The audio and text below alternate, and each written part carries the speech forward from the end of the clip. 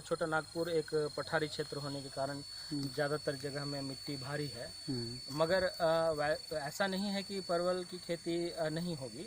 इन्हीं क्षेत्रों में कई एक ऐसे प्लॉट हैं, कई एक ऐसे जगह हैं जहाँ पर खेती योग्य जो है हल्की दोमट बलुआही मिट्टी जो है इसके लिए अनुकूल होती है। दोमट मिट्टी भी सही है और बलुआही मिट्टी भी इसके लिए अनुकूल है।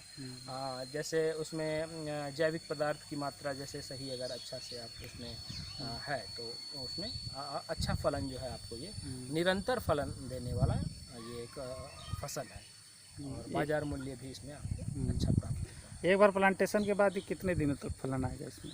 अमूमन ऐसा देखा गया है जैसे इस क्षेत्र में छोटा नागपुर क्षेत्र में हम लोग एक साधारण सामान्य सा जो सब्जी का फसल है जिसको यहाँ पे कुंदरी बोलते हैं। तो कुंदरी वो जो है आपको एक इसी के प्रजाति का फसल है। जो जिस प्रकार से यहाँ पर हम लोग देखें कि कुंदरी जैसे एक बार लोग लगाते हैं घर में आंगन में कहीं भी, तो उसके बाद जो है वो आपको निरंतर 2 साल 3 साल 4 साल तक जो है उत्पादन मिलता रहता है।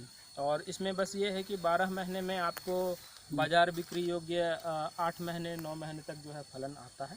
और उसके बाद ठंड के सीज़न में जैसे हम दिसंबर जनवरी आसपास ही जो है कलम कर दिया जाता है करीब 1 फीट छोड़ करके।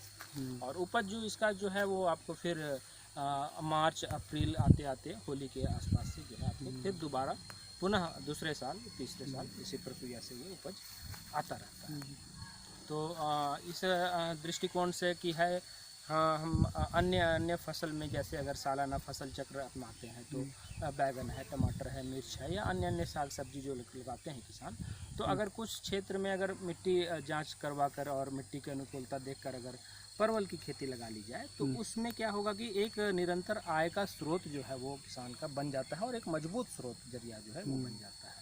चूँकि परवल हम सभी लोग पसंद करते हैं और ये खनिज पदार्थों से भरपूर है, विटामिन से भरपूर है, तो स्वास्थ्य के लिए ये जो है अच्छा माना जाता है। और ये आपको कई रूप में आप इसका व्यंजन बना करके खा सकते हैं। अमूमन हर एक ढाबे में, होटल में, शादी ब्याह में भुंजिया है, इसके मिठाई भी बनते हैं परवल के, है ना। तो कई एक प्रकार से परवल खाते हैं लोग और एक अच्छा जाना पहचाना सब्जी जो है ये लोग करते हैं। और ये जो किसका लगा हुआ है, किनका बारे में आपने लगवाया है? ये हमारे गुमला ज़िले के घाघरा प्रखंड के एक किसान हैं। घाघरा प्रखंड में यहाँ का जो तीर्थ स्थान जो हम लोग देवाकी गांव जानते हैं, जो बाबा धाम के लिए प्रसिद्ध है, देवाकी गांव के ही यहाँ पर एक टोली है, कुसुम टोली नाम है। कुसुम टोली के एक हमारे किसान हैं श्री चूल्हा उरांव जी, उनके प्लॉट में, उनके बागीचे में, खेत में भी हम लोग हैं। और आप जैसा देख रहे हैं आज बाजार का दिन था, सुबह में जो है इनका उपज काफ़ी सारा टूट गया है, फिर भी बहुत सारा फला हुआ है, जो है काफ़ी सारा फला हुआ है। आप देख सकते हैं ये सब में, आप देख सकते हैं कि इधर काफ़ी सारा फल जो है आ रहा है। ये है, आप अगर गौर से देखेंगे तो हाँ, समस्त जो है इस तरह से गुच्छे गुच्छे में जो है आपका ये फलन जो है आ रहा है।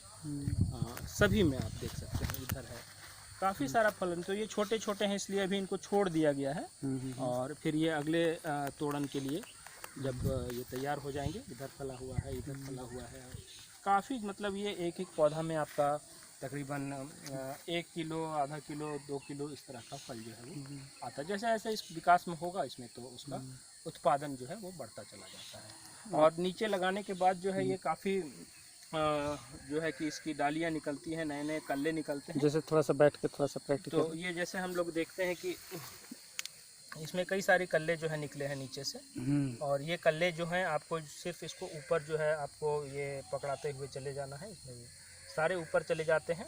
एक पौधे लगाने से उसमें आपको 8, 10, 12, 14, 15 जो है वो निकलना शुरू हो जाता है।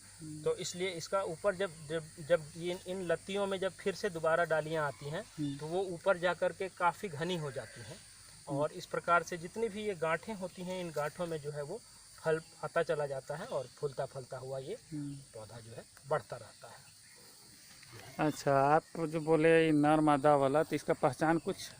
देखिए, शुरुआती चरण में जब पौधे तैयार किए जाते हैं तो उनमें जब किसानों को आवंटित किया जाता है तो नर पौधे अलग आते हैं, रखे जाते हैं, और मादा पौधे अलग रखे जाते उसका हैं। कुछ अलग कोई पहचान? ऐसे पत्तों को देख करके, जैसे कि मादा पौधों में जब आप पत्तों को देखेंगे तो थोड़ा सा उसमें गोलापन ज़्यादा रहेगा और गांठें कम रहेंगी, जैसे जो है थोड़ा सा कोर कम रहेंगे। जैसे आप हम लोग आइए इधर देखते हैं। हम्म, इनसे अपने और विशेष रूप से हम फूल से पहचान लगा सकते हैं। हाँ, हाँ, फूल हाँ। जो है वो आपको मैंने अभी बताया जिस तरह से। आइए आपको इधर और मैं दिखा दूँ एक, यहाँ पर आइए आपको मैं दिखाता हूँ। देखिए ये जो आप फूल देख रहे हैं, ये थोड़ा सा आप क्लोज लाइएगा आपका कैमरे को, तो आपको इस फूल को आप जैसे देख रहे हैं कि ये जो है डाली से, गांठ से जो है ये सीधा जो है फूल की डंटी ही निकली है। नीचे में किसी प्रकार का डिंब आप नहीं देख रहे हैं, तो ये नर का पहचान है। और यहीं हम अगर बगल में मादा फूल की ओर अगर हम चलते हैं तो आप देखते हैं इधर, इस जगह आप आ जाए थोड़ा,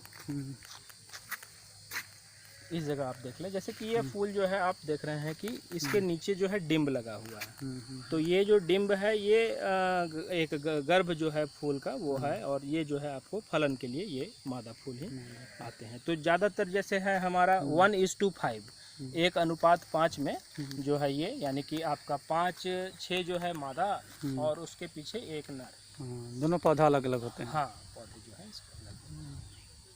तो ठीक है मनीष जी, बहुत बहुत धन्यवाद। ठीक है। हम लोग प्रयास कर रहे हैं कि नित्य नए जो है आर्थिक रूप से जो किसानों को संबल माने प्रदान करें, उस तरह की खेती जो है किसानों को करवाने का चेष्टा कर रहे हैं। और इसमें अब क्या है कि जैसे हम लोग अमूमन देखते हैं टमाटर है या बैगन है या और भी जो साग सब्जी है, उसमें ये होता है क्या कि आप जैसे कि बार बार उसमें आप मेहनत कर रहे हैं, बाज़ार मूल्य क्या है नहीं है, और उस अनुपात में ये जो है एक छोटे या मध्यम वर्गीय किसानों के लिए ये एक बहुत ही मजबूत सहारा हो जाता है। तो आर्थिक रूप से ये जो है एक अच्छा खेती है, फायदेमंद। चलिए, आप बहुत अच्छा कार्य कर रहे हैं, आसपास के किसानों के लिए एक प्रेरणा स्रोत बनकर उभरे हैं। चलिए, बहुत बहुत धन्यवाद आपको।